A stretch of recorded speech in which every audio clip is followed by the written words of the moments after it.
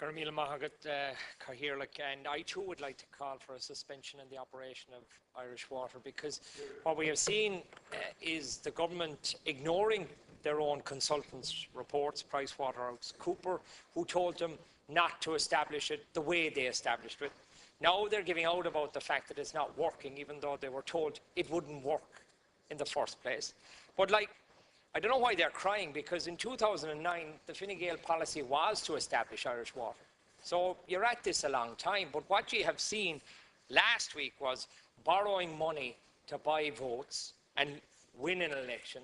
And what you have done with Irish Water is borrow money to establish Irish Water, which will end up losing you votes and losing you an election. Because bear in mind that you seem to be out of touch. And you're out of touch because your own ministers are saying it's a modest amount of money.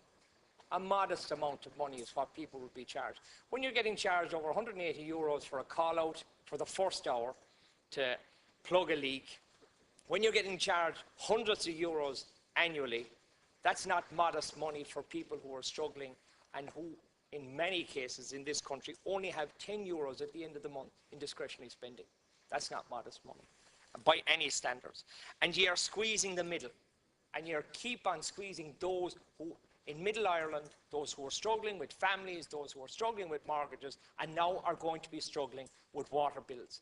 In a quango that you set up, you were told not to set up, and you set it up anyway, and now you're crying that it's in existence, even though in 2009 it was in your policy paper. And finally, Cathaoirleach, I'd just like to inform the House, I know members were giving out about NAMA and its lack of transparency. I do want to remind members that this party brought in the NAMA transparency bill, and over there you shot it down. I'm wondering why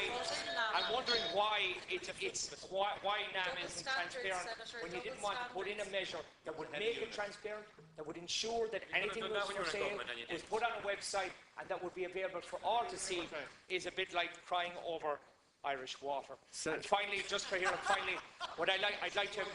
I'd like to agree with colleagues opposite who raised the issue of the desecration of the grave of W.T. Crog's grave. I think it's a disgrace that anyone would disgrace a leader and a person who served this country.